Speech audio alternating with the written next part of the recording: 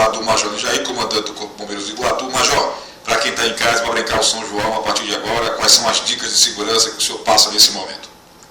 Em relação às fogueiras, primeiro, se possível, tentar identificar a origem do vegetal que vai queimar, evitar fogueiras que tenham acima de 1 metro quadrado de queima, evitar queimar em locais onde tem material explosivo, material plástico, material de fácil combustão, e por fim não utilizar restos de móveis, de plásticos, de pneus. Tem gente que utiliza esse material para as fogueiras e tem uma carga de incêndio diferenciada e pode aumentar o risco. Em relação aos explosivos, primeiro, ter a consciência de que a utilização com explosivo nunca é segura. Segundo, evitar associar bebida alcoólica ao uso do material explosivo. Terceiro, evitar o contato direto com o rojão. Alguns tipos de material explosivo eles vêm em quantidade. Então faz o acoplamento de 2 ou 3 estruturas e faz a detonação daquela que está mais distante da mão.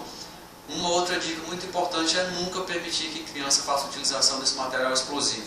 Porque existe uma máxima preventiva que fala que normalmente com material explosivo só temos a chance de errar uma única vez.